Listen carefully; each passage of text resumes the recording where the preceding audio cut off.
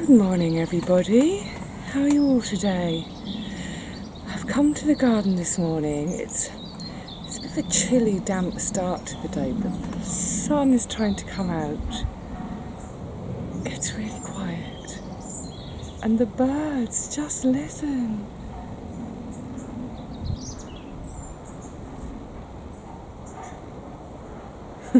They're all going to stop singing now. It's sod's law, isn't it? Anyway, I'm super duper excited today because it's time to get the garlic in. Yay! So I've got 3 different types. I've got these beauties. Do you remember these are the ones I brought back from France? And chatting with the grower, I was trying to find out what variety they are. And I don't think she was quite understanding me, so I was using other virgin varieties to try and explain what I was trying to get at with her. But she kept coming back and saying, Violette, Violette, Violette. So I've got purple garlics from France. I'm going to use some of my own that I harvested this year, which are small, but wow, they're powerful. I mean, these guys really pack a punch. I found that in recipes where I would use 4, 5 cloves, I'm just using one of these. They're so strong, so I'll put some of those in too.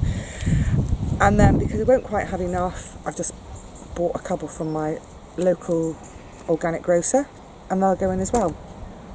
So, planting garlic couldn't be more simple. Is that everything I do? It's always simple. Actually, this is the other one from France, and can you see it's really, really ready to go in. This one here, it's just about starting to sprout. So, all I'm going to do, whisk off all the outer paper,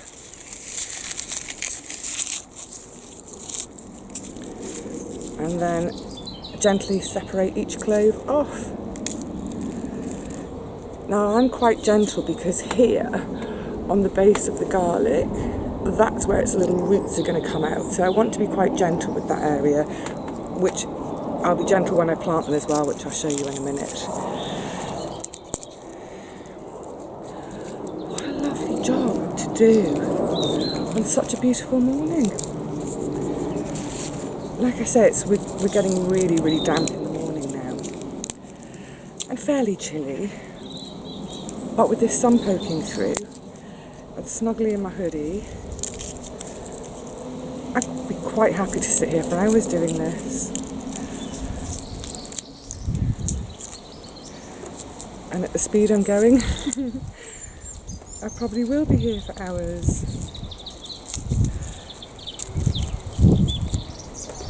These are whopping great cloves. Look at the size of that for 1 clove. I hope these work. Really hope these work. I think it's like any seed we plant, isn't it? It's always a moment of pure excitement, optimism, faith, hope, the lot when we plant anything. But I think especially when we bring seeds back from a holiday trip, or if we're given seed by a friend, we just really, really, really want them to work. Wow, these cloves are massive. Doesn't want to come out of its wrapper. Let's have that one off.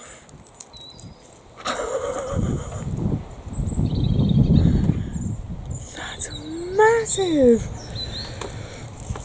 Goodness me. I thought I was going to get about 20 cloves in each of these bulbs, but it's more like 10. Happy days. I think also what's lovely when you bring seed back from a holiday, or when it's from a friend, that sort of thing, is that when you're planting it, you can't help but have a little memory trip, either of that friend who sent it to you, or of the holiday you were on when you gathered the seed.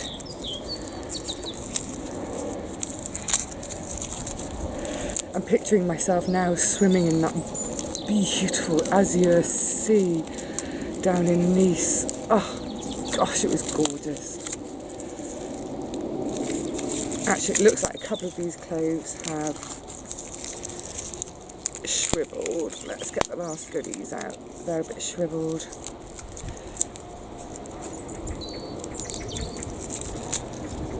God, I can't go with the size of them. Okay, well, I'm going to 1, 2, 3, 4, 5, 6, 7, 8, 9 cloves from that massive bulb. It's a good job I got the spares from the shop, isn't it? Okay, I'm going to carry on popping all of these out of their papers, out of their bulbs, and then we'll go and plant them. And I'll listen to the birds a bit longer as well. Yay! Planting stage! Oh, I love it. So this is the...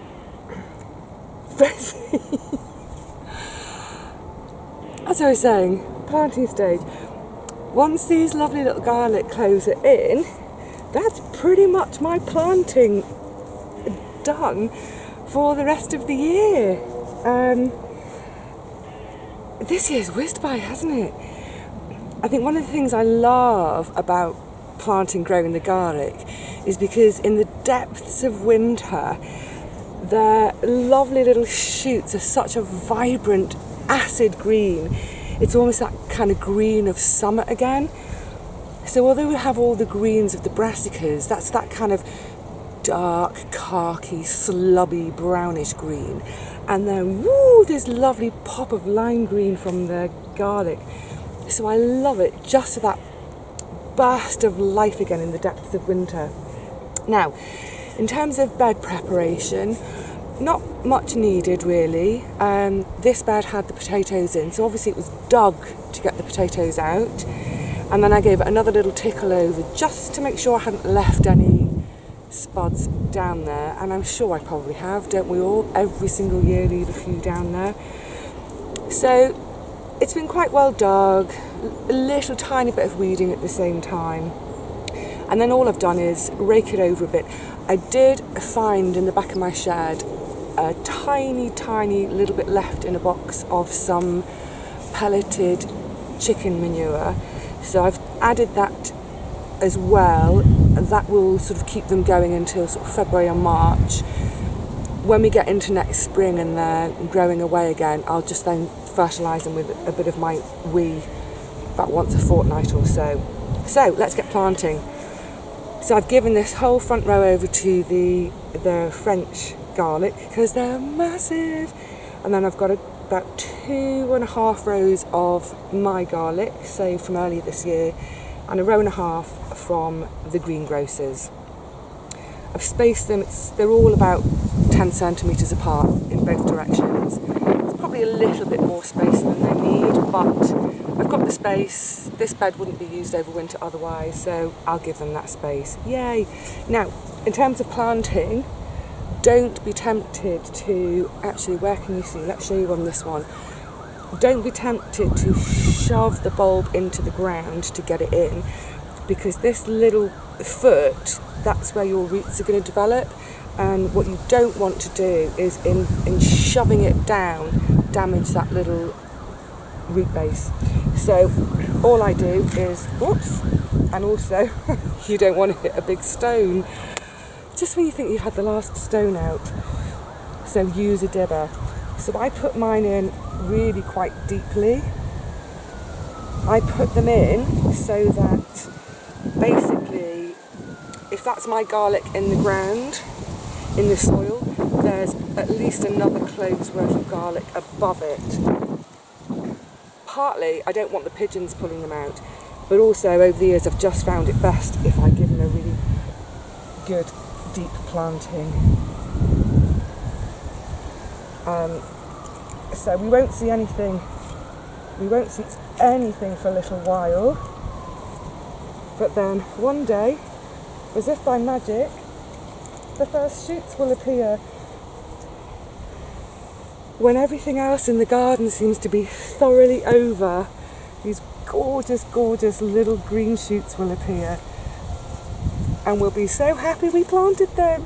Yay! And even happier when we harvest them next year. Without too much rot, I hope. Because we do have rot on this site. There's pretty much nothing much you can do about it. I just try and harvest before it gets really established.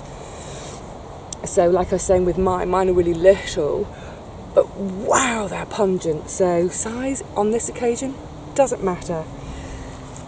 Once I've got them all in, I'm going to be covering this area with some nets because, did I mention in terms of preparing the bed, I've had to fish out 3 lots of cat poo from this bed this morning.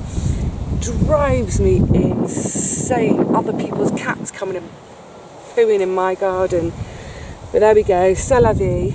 So yeah, I will net them partly to stop the cats from pooing, partly to stop the foxes from digging, but also for when the first of the little shoots appear, to stop the birdies coming down and thinking, oh, look at that little worm, yank, pull it out. So, let me get on with the rest of this, and we'll catch up in a second. So that's very pleasing. Look at that, that's another job done. These hoops, I just stashed them in the cold frame. Look, they've been blooming colonised by baby snails, so I'll be picking them off. In fact, it's such a beautiful job that everybody's come out to have a look to see what I've done. What you up to, mister? These snails extra. Yeah, this is my, the snails are my protein, look at them. This is one of the problems when you take things. Is he going to jump? Come on, jump, jump. Rusty, don't you dare. I've taken enough cat poo out of this bed for the day. One of the problems is when you take these out of store. There's such a nice place for them to hide, aren't they? Same as the bricks. Anyway, that's a really good job done. I'm chuffed to get it done. Well, I'm going to put the kettle on, so I'll come over for a brew. Oh, that's a nice idea, isn't it? It's actually turning into a really, really beautiful day down here. So I've got a few other little bits and pieces to do. The idea today is I'm going to, now they're planted, everything is planted.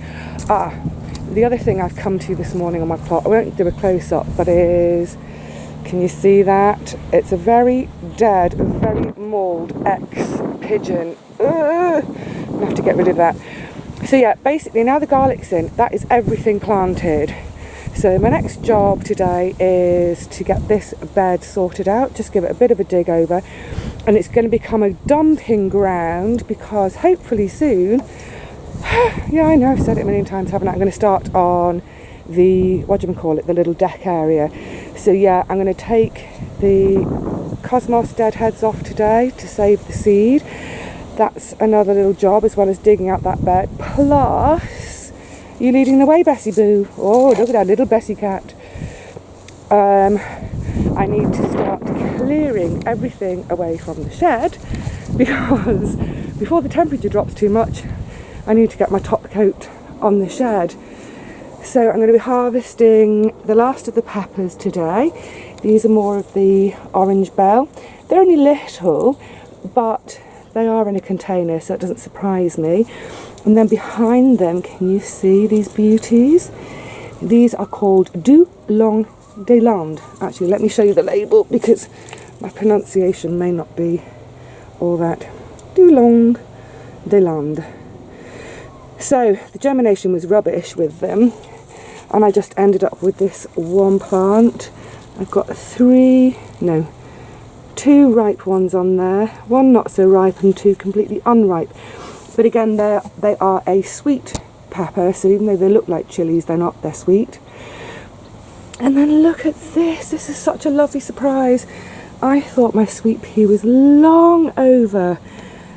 In fact, yesterday I was just gathering some seed heads from it because it really has been pretty much over for weeks on end now. And suddenly it's giving me some more flowers and they're so beautiful. And they made me think of a very special friend of mine over in Canada, Jackie, who loves her sweet peas, and she knows why at the moment this is very, very special. So let's get on with the work. I've just noticed actually this geranium is flowering again as well. Isn't it gorgeous? Like raspberry ripple. These are all the geraniums I sowed from seed earlier this year. There are red ones in the pot here. That one's putting out some more flowers. So with all of these geraniums, I will now take them indoors and have them on a windowsill at home to overwinter them, and then bring them back out here next summer. But if you didn't know better, you might actually think it's summer now. Oh, happy, happy days.